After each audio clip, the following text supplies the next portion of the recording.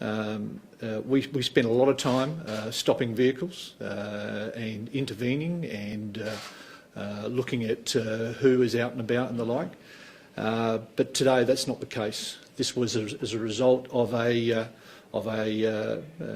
investigation which was ongoing, and so the people were known to us, and we were targeting that group.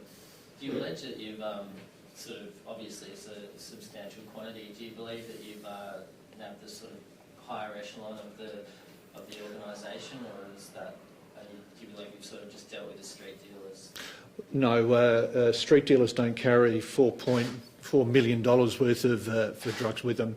No, we would say that these are people who are very heavily involved in the distribution of these drugs within the local community.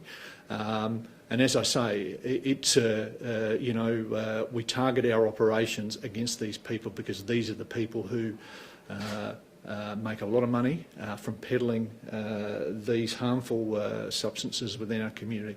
Were there any links to motorcycle gangs?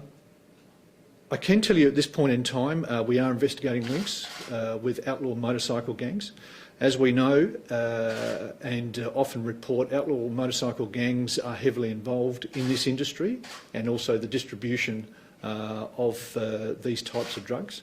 But they are organised crime groups, and this very much is an organised crime group. So we're investigating the links to those people, and at this point in time I'm not ruling out any further arrest that may be made in relation to these fines. And just how organised were they? Was it a sort of elaborate business operation they were running?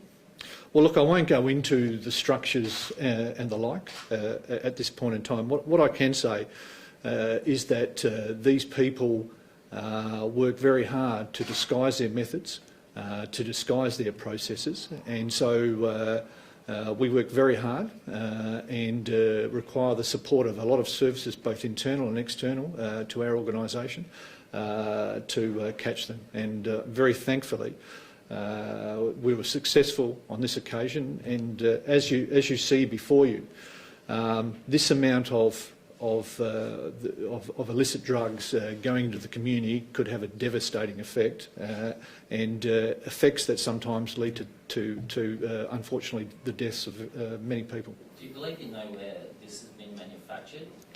Look, it's a bit early to tell in relation to that. We do extensive testing on a lot of the things that we seize, and we do use an intelligence-based process to try and track where some of these come from. But as you can imagine, there is this stuff comes in from overseas. It's manufactured locally.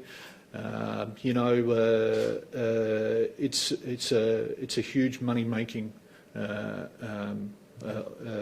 industry. So based on that, we do attempt to find out where it's come from, and we also enlist the support of our other federal colleagues to assist us in that regard. Given the size of this haul, and I mean obviously others that you've had, and the relative ease that it can be manufactured, I mean, is it a concern that this is just one bust and that there's obviously a hell of a lot more of this stuff out in the community? Look, we take, I guess, a degree of satisfaction in the fact that we've seized the amount of drugs that we have, but